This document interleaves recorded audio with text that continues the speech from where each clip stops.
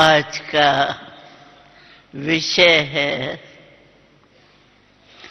बाबा हमारे कंबाइंड है, उसको यूज कैसे करें। तो आप सभी मानते हो कि बाबा हमारे कंबाइंड है? किसके कंबाइंड है? आप सबके हैं, हाथ उठाओ। सभी के हैं। तो कंबाइंड का फायदा भी उठाने वाले हो ना, क्योंकि कंबाइंड किस लिए है बाबा? समय पर सहयोग, वरदान और मदद देने के लिए। बाबा सर्वशक्तिवान है। हम कभी कभी किसी भी शक्ति में मानो कमजोर हो जाते हैं, तो हम सोचते हैं हमारे से ये समस्या हल होना बहुत मुश्किल है। कभी कभी अलबेले भी हो जाते हैं, कभी कभी दिल शिकस्त भी हो जाते हैं।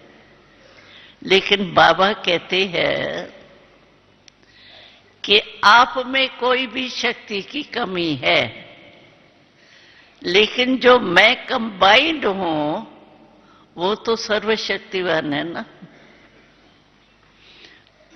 तो सर्वशक्तिवान अगर हमारे में कोई शक्ति किसी समय कम है और उसी शक्ति से ही हमारा कार्य ठीक हो सकता है, तो जो कंबाइंड बाबा है उसकी मदद क्यों नहीं लेते? उस समय क्यों नहीं बाबा याद करते? अब बाबा आया किस लिए है? बाबा कहते हैं मैं आया ही हूं आपको हिम्मत की मदद देने के लिए। और कंबाइंड जो होता है वो सदा साथ रहता है। साथ हम कहे बाबा मेरे साथ है, तो साथ का थोड़ा किनारा भी हो सकता है, लेकिन कंबाइंड तो साथ ही साथ है, सदा साथ है। तो बाबा को दिल से याद करो। बाबा का वायदा है, अगर आपने दिल से याद किया मेरा बाबा, मीठा बाबा, प्यारा बाबा हजूर हाजिर है। हमारे लिए बाबा आए हैं और मेरा बाबा कहते हैं हम, तो मेरे के ऊपर तो अधिकार होता है। कोई भी मेरी चीज होंगी, अभी ये है, मैं कहूंगी ये मेरा है, इस समय तक मेरा है,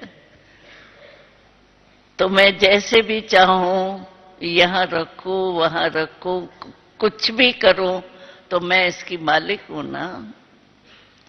हम कहते हैं भगवान मेरा है। जहां भगवान है वहां तो विजय है ही। विश्व कल्याण परमात्मा का वरदान है, वो होना ही है। लेकिन नशा था भगवान हमारे साथ थे, और भगवान ने जो कहा वो होना ही। और दूसरी बात बाबा कहता है कि हमेश अपने को बाबा के छत्र छाया के अंदर हूं, ये अनुभव करो।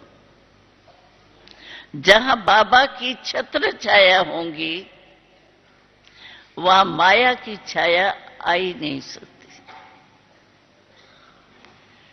तो छत्र छाया क्या है? बाबा की याद ही छत्र छाया बन जाती।